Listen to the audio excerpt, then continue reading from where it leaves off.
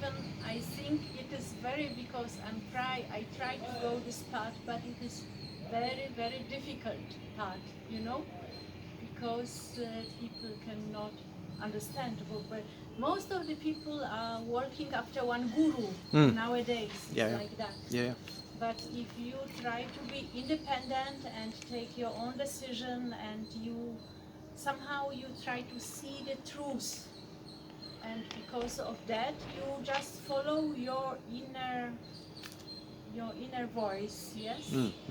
But the society won't understand it. No. So you are different.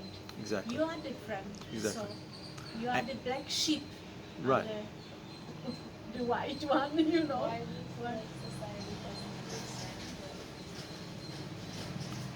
because it is my experience.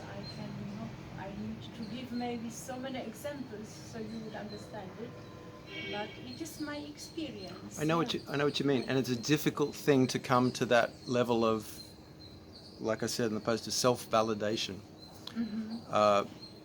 Because of course you can still ask for help, you can still ask for guidance, you can still look for inspiration. I mean, I don't know how many teachers I've gone to here and they say, well, why would you come to a satsang if you didn't need something from me? Well, often I would just go there just to feel the environment and be reminded of a few things. And what, I'm supposed to be at the pub? No, this is a good place for me. But I know what you mean, because it would normally be considered arrogant for you to say that you've gone beyond being in a very structured environment. It's the same thing that I've been talking about, that most of the satsangs here are about the first seeing, and then they almost don't have any idea what happens after that. And if you come in carrying, like they might say, I've had people say to me, oh, you're carrying something in your surface bodies or something, has some stress. Well, I tell you, there was a time when I started taking on what's in the world in a way that I previously couldn't.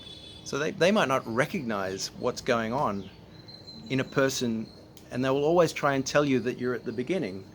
And so if people are always doing that your whole life, you have to be very careful not to lie to yourself, but you also have to be very honest that you may actually be beyond.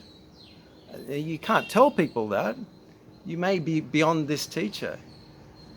Of course it sounds really arrogant. Nobody wants to hear that. Well, he's the guru, he's the teacher. He must be right.